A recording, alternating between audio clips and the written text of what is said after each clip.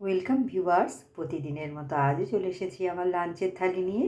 আজ বৃহস্পতিবার, প্রতি বৃহস্পতিবারের মতো আজও আমি আপনাদের সাথে আমার ভেজ থালি শেয়ার করছি।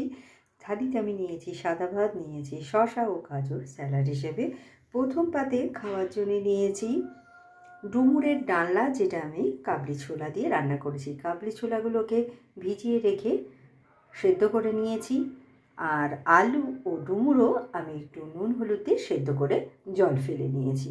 কড়াইয়ে সর্ষের তেলে জিরে, তেজপাতা, শুকনো লঙ্কা ও একটু হিং ফোড়ন দিয়ে ওর মধ্যে কাবলি ছোলাগুলো দিয়ে নাড়াচাড়া করে সেদ্ধ করে রাখা আলু ও ডুমুর দিয়ে নাড়াচাড়া করে আদা, জিরে, লঙ্কা বাটা দিয়ে আমি এটা তৈরি করেছি।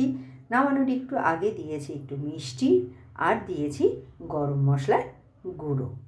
তারপরে নিয়েছি ফুলকপি, আলু, সয়াবিন ও পাঁপড়ের ডালনা। পাঁপড়গুলোকে ছোটো টুকরো করে কেটে নিয়ে তেলে ভেজে তুলে নিয়ে ওই তেলের মধ্যেই ফুলকপি, আলু ও ভাপিয়ে রাখা সয়াবিন ভাজা ভাজা করে ওর মধ্যে আদা, জিরে, ধনে, লঙ্কা ও টমেটো বাটা দিয়ে কষিয়ে ওর মধ্যে একটু জল দিয়ে ফুটতে দিয়েছি। ঝোলটা হয়ে গেলে নামানোর একটু আগে পাঁপড়গুলো দিয়ে দিয়েছি আর দিয়েছি একটু ঘি ও গরম মশলার গুঁড়ো।